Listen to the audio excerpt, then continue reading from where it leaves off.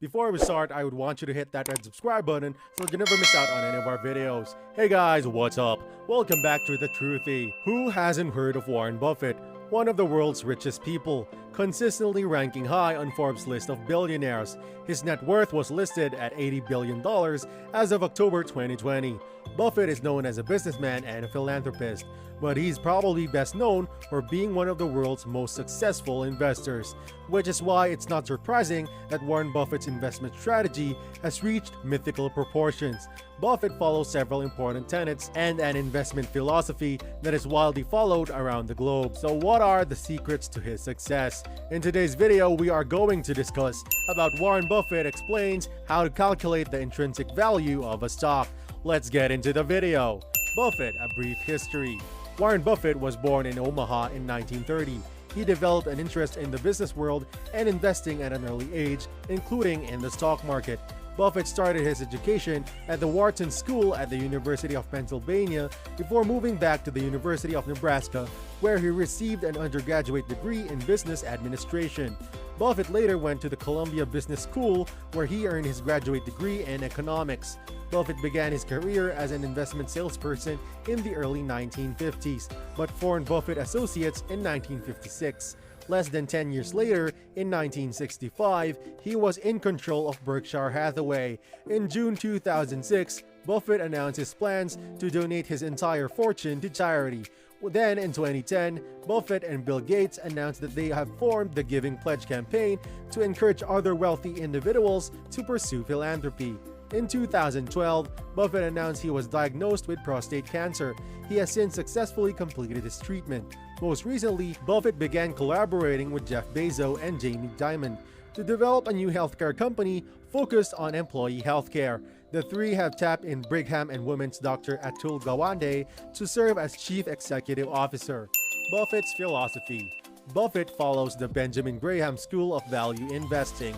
Value investors look for securities with prices that are unjustifiably low based on their intrinsic worth. There isn't a universally accepted way to determine intrinsic worth, but it's most often estimated by analyzing a company's fundamentals. Like bargaining hunters, the value investor searches for stocks believed to be undervalued by the market, or stocks that are valuable but not recognized by the majority of other buyers. Buffett takes his value investing approach to another level. Many value investors do not support the efficient market hypothesis, or EMH. This theory suggests that stocks always trade at their fair value, which makes it harder for investors to either buy stocks that are undervalued or sell them at inflated prices. They do trust that the market will eventually start to favor those quality of stocks that were, for a time, undervalued. Buffett, however, isn't concerned with the supply and demand intricacies of the stock market. In fact, he's not really concerned with the activities of the stock market at all. This is the implication in his famous paraphrase of a Benjamin Graham quote. In the short run, the market is a voting machine, but in the long run, it is a weighing machine. He looks at each company as a whole, so he chooses stocks solely based on their overall potential as a buyer. Holding these stocks as a long-term play, Buffett doesn't seek capital gain, but ownership in quality companies extremely capable of generating earnings. When Buffett invests in a company, he isn't concerned with whether the market will eventually recognize its worth. He is concerned with how well that the company can make money as a business. Buffett's methodology. Warren Buffett finds low-priced value by asking himself some questions when he evaluates the relationship between a stock's level of excellence and its price. Keep in mind, these are not the only things he analyzes, but rather a brief summary of what he looks for in his investment approach. Number 1. Company performance. Sometimes return on equity, or ROE, is referred to as stockholders' return on investment. It reveals the rate at which shareholders earn income on their shares. Buffett always looks at ROE to see whether a company has consistently performed well compared to other companies in the same industry. ROE is calculated as follows. ROE equals net income divided by shareholders' equity. Looking at the ROE in just the same year isn't enough. The investor should view the ROE from the past 5 to 10 years to analyze the historical performance. Number 2. company debt. The debt-to-equity ratio, or D over E, is another key characteristic Buffett considers carefully.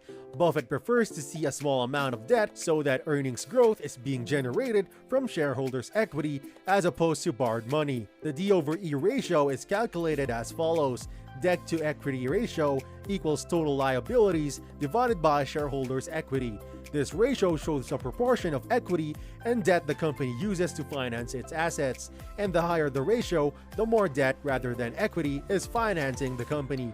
A high debt level compared to equity can result in volatile earnings and large interest expenses. For a more stringent test, investors sometimes use only long-term debt instead of total liabilities in the calculation above.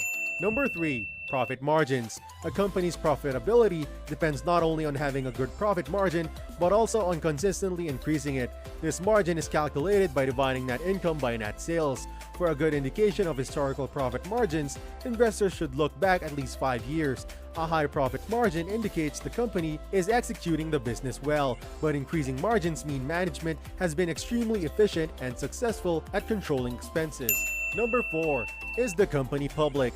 Buffett typically considers only companies that have been around for at least 10 years. As a result, most of the technology companies that have their initial public offering, or IPOs, in the past decade wouldn't get on Buffett's radar. He said he doesn't understand the mechanics behind many of today's technology companies and only invests in a business that he fully understands. Value investing requires identifying companies that have stood the test of time but are currently undervalued. Never underestimate the value of historical performance. This demonstrates the company's ability or inability to increase shareholder value. Do keep in mind, however, that a stock's past performance does not guarantee future performance. The value investor's job is to determine how well the company can perform as it did in the past. Determining this is inherently tricky, but evidently, Buffett is very good at it. One important point to remember is about public companies, that is the Securities and Exchange Commission, or SEC, requires that they file regular financial statements. These documents can help you analyze important data, including current and past performance, so you can make an important investment decision. Number 5. Commodity reliance. You might initially think of this question as a radical approach to narrowing down a company. Buffett, however, sees this question as an important one. He tends to shy away, but not always, from companies whose products are indistinguishable from those of competitors, and those that rely solely on a commodity such as oil and gas. If the company does not offer anything different from another firm within the same industry, Buffett sees that little sets the company apart.